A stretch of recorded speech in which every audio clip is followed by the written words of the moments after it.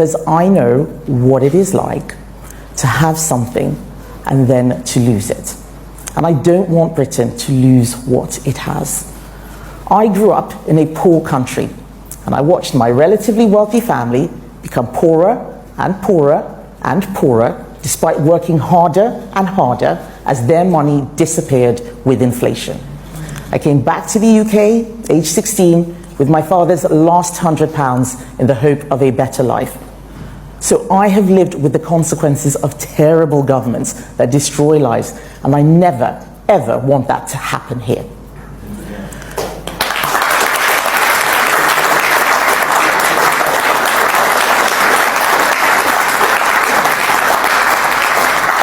I became an adult fairly early. I was living as a lodger with a friend, studying part-time at an FE college to get my A-levels while working at McDonald's to pay my way. I know what it is like to feel alone. I know what it is like to have to decide between paying for food or paying for a bus fare. I did not study politics, I studied engineering, and after that, I went to night school and I got another degree.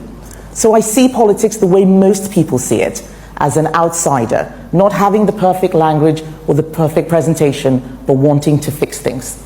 I am fascinated by how to make things work, and I can see how our country is just not working for ordinary people out there. I'm determined to change that. KEMI BADENOCK has continued to fire Nigeria with her words again. And this time around, she went on to say how bad and how corrupt Nigeria is. You remember KEMI BADENOCK now? She is the leader of the Conservative Party in the United Kingdom. And so since last year that she won that position, she has kept firing Nigeria with her words, saying that Nigeria is bad, saying that Nigeria is corrupt, that Nigerian leaders are corrupt. Yes, she even went on as of last year to give a narration of how the Nigerian police assaulted her when she was in Nigeria. And to the extent, last year this thing happened, you know, during that November period, to the extent that the Vice President of Nigeria, came on national TV and told her, KEMI, go and remove KEMI from your name so that we know that you are not a Nigerian.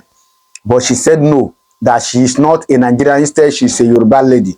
And so these things has sparked a lot of reactions. And to our surprise, the first speech she is making this year, 2025, she still mentioned Nigeria, saying that Nigeria is bad, saying that Nigeria is corrupt. You know, she went on to say how bad Nigeria is. And then the question now is she correct?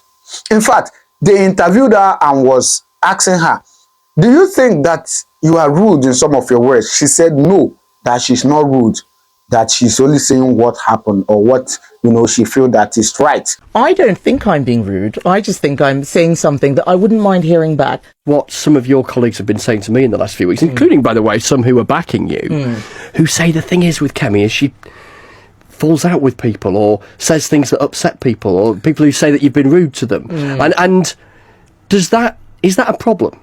So enough people have said it to me to make me think, oh, when I get the chance, I'm going to put that. So these are genuine people, not anonymous sources. These are genuinely, these are people who are in the Conservative Parliamentary Party, including some who are backing you, so not people who are seeking to talk you down. Okay. I don't think I'm being rude. I just think I'm saying something that I wouldn't mind hearing back. So I treat people how I treat myself.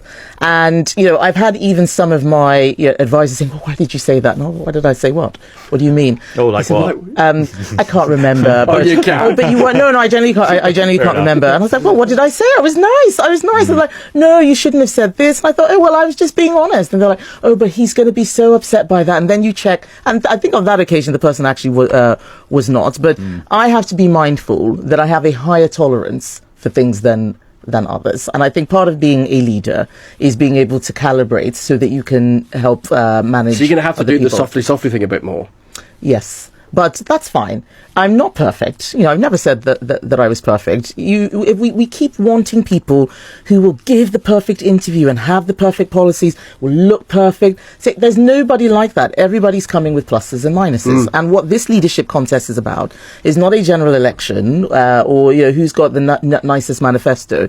It's what kind of person do you want as leader? And it has also sparked a lot of reaction that she's not feeling any kind of remorse for what she's saying. Yes, so the question now is she correct? All the things she's saying about Nigeria, are they correct?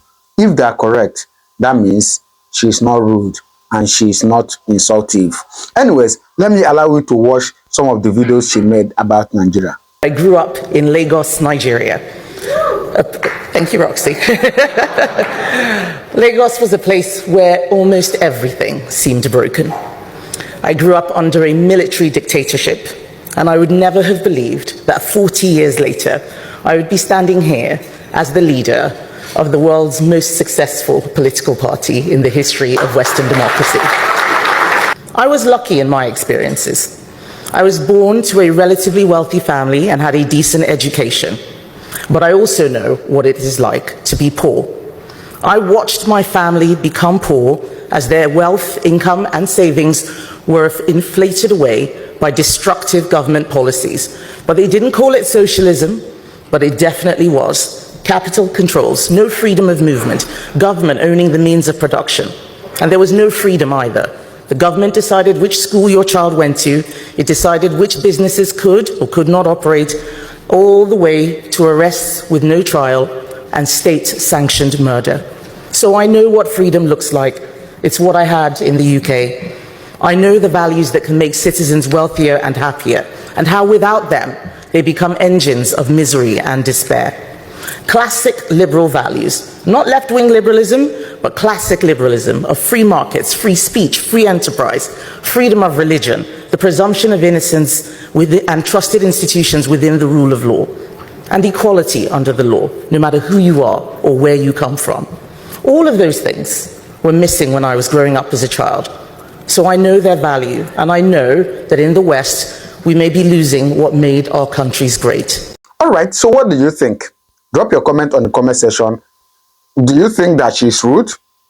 Drop it on the comment section. We'll discuss at the comment section, all right? Thank you, and God bless you.